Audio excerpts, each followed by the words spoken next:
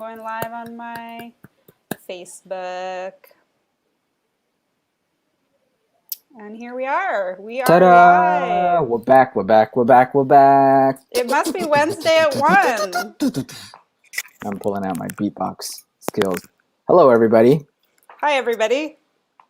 Welcome to The Well, Wednesdays at 1 p.m., where we hopefully provide some helpful wisdom bits to help the journey that we are in. What a wild year. And hopefully this is a place where you can just settle in and have a drink at The Well. My name is Jomar. Hi, I am a guys. transformative coach, and I work with entrepreneurs, business leaders, founders, athletes. We get clear on what they want, and then we go get it. Love it. I was just really excited to introduce myself. Sorry. I love excitement. Get excited.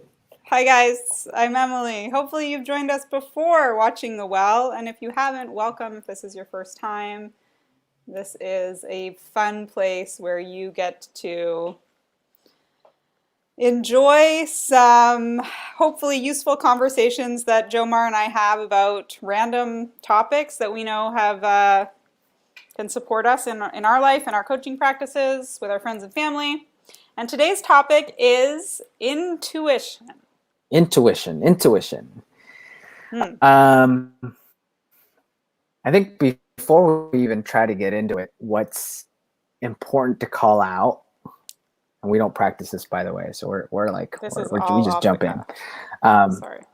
Off the cuff. What's important to call out is that we are having a intellectual conversation about a topic that, to my mind, is inherently non-intellectual at all. I think that's important to call out.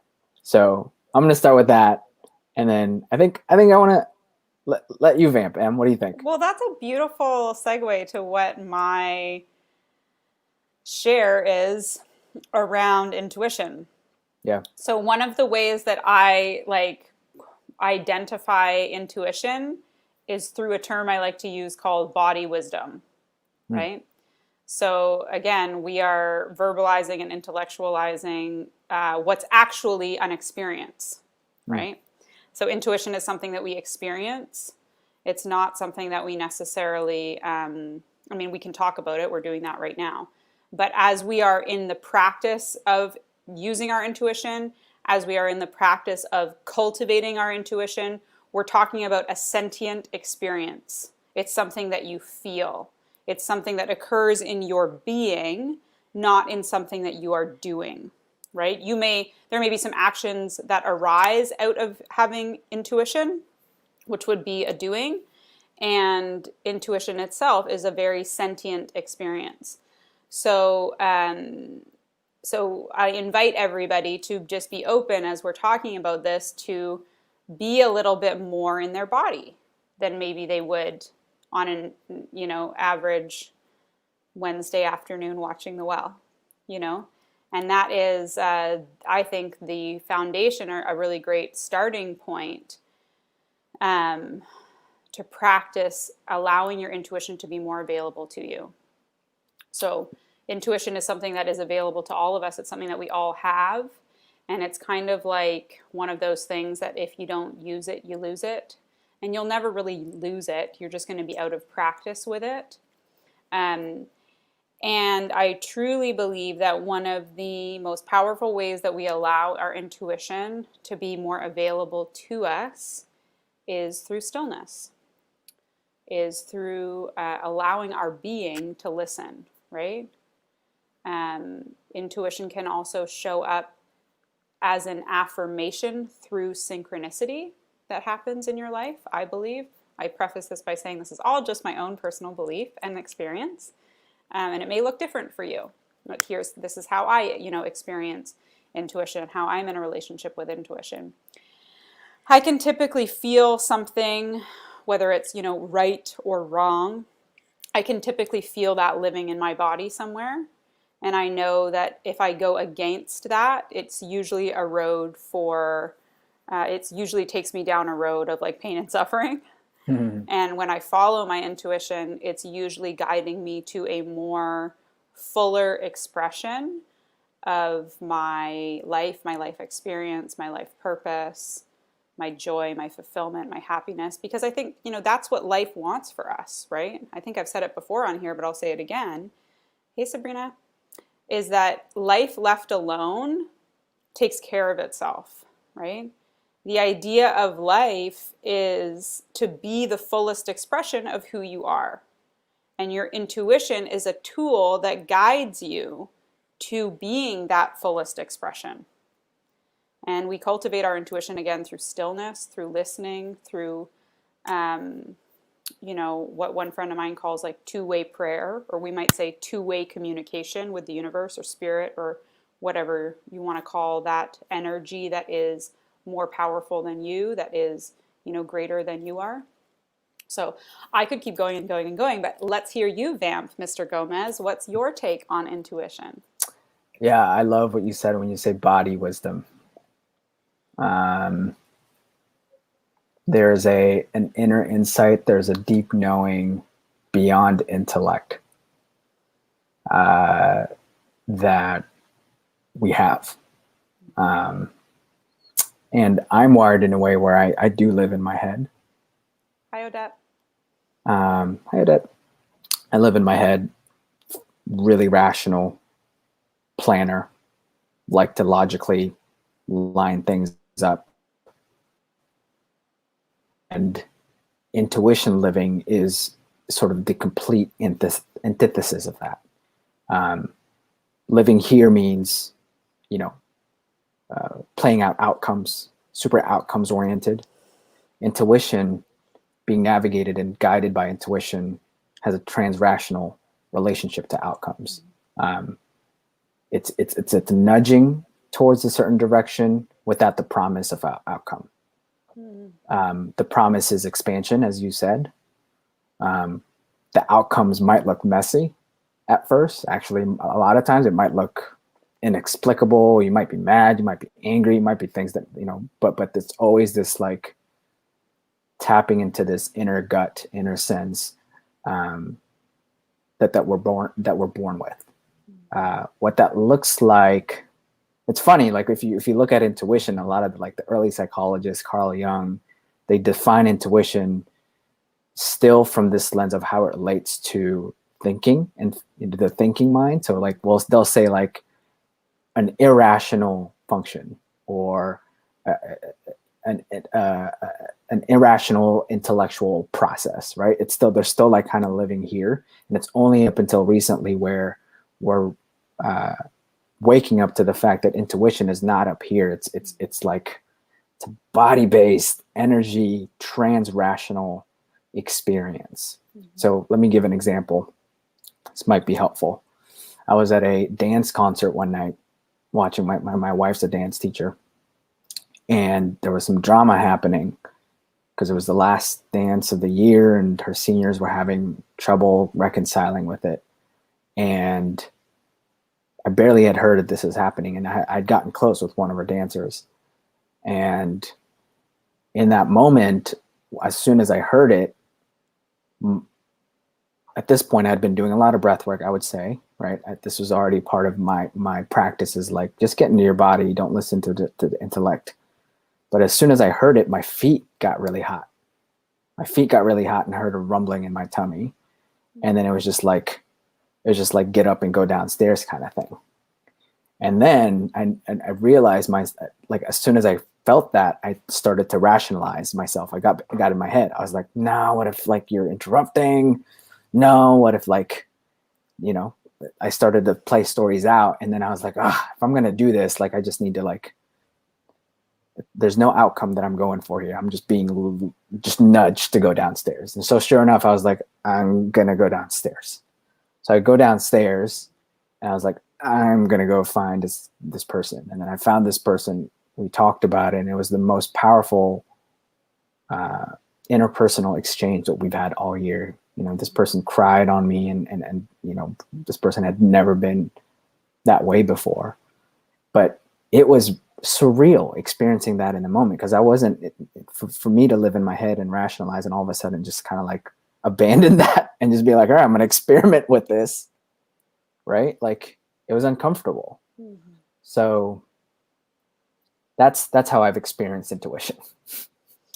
Yeah, I love that. It's sort of what came up for me when you were sharing was this idea that intuition is an irrational experience. Mm-hmm.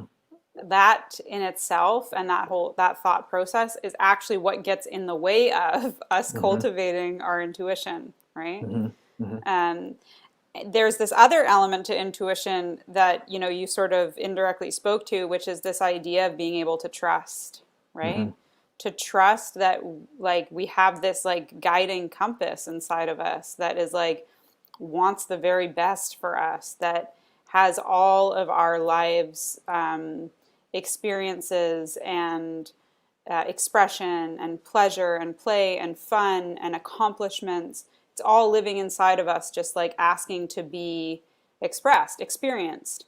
And we get in the way of that so much because we are so intellectualized, right? Mm-hmm. So there's also this element of trust that when you're in a relationship with your intuition and something like your tummy gurgles, your feet get hot, and you have this calling to go downstairs, can you trust it, right? Mm-hmm. And I think that we'll all find that when we do, like literally, like magic and miracles can happen, right? Absolutely. Absolutely. And yeah, it's a moment by moment unfolding too. Because once you step into that, you step into it, and you're like, all right, here we go. What's wonderful in that experience is you can always come back to it. Your intellect will when always you're out of be your there. head. Yeah, you can come back to your intellect, and then you can go, all right, just come back to the gut, and then your gut says, all right, we're here. Now what's next? Mm-hmm. All right, we're here. What's next? Oh, it's a little uncomfortable. Okay, now what's next? So it's really less in the head. It's non-rational. It's trans-rational. It's more like a moment by moment. Down. Yeah. Neck down. Yeah. Yeah. So I'll just share quickly an experience to make it real. So for a very, very long time before I got separated, I was often meditating on my marriage because it wasn't in alignment, right? There was a lot of resistance. And I had this intuitive knowing that literally lived, this is what I mean by body wisdom, literally lived in the bottom left part of my gut. There was like this real estate that existed in that part of my body that was like, it's time to go. It's time to leave. Need to, this marriage has come to an end. This is like the end of the road as far as the romantic aspect of the relationship goes. And the intellect in me didn't want to pay attention, right? And it took a very long time for me to literally allow that truth. My experience was that I allowed that truth to surface, right? And it surfaced through my mouth, with words, and designing an alliance with my ex around what separating and inevitably divorce looked like. But what was interesting was, I was asking for this clarity. The clarity was literally living in my body. And my job was to trust it, to honor it, and to make some tough choices. Which have all, come into deeper alignment with who I am and the relationship that I have with my kids and with him and with my life. And I inevitably, I really do trust that, even when it's hard. Yeah. Well, thanks for sharing, Em. We'll wrap it at that. Shall we present a homework or some sort of thing to consider for the week? Yeah, my invitation for anyone watching is, what does it feel like to breathe consciously and listen?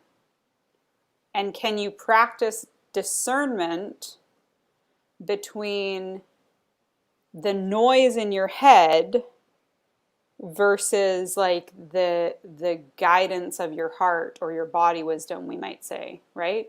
Like there's a level of discernment when we get quiet. There's going to be the noise and the chatter in our head. We all experience it. If you've ever meditated before, you know exactly what I'm talking about. It never goes away. It doesn't shut off, right? our job in cultivating our relationship with our intuition is to be able to discern the noise that's in our head versus like the wisdom of our body and in our heart. Both are going to coexist. We're just a hell of a lot better trained at listening to the noise in our head than we are the sort of guiding aspect of our body wisdom or our intuition. Yeah. Yeah, I think to follow off of that, it's like in the next week, notice your sensations.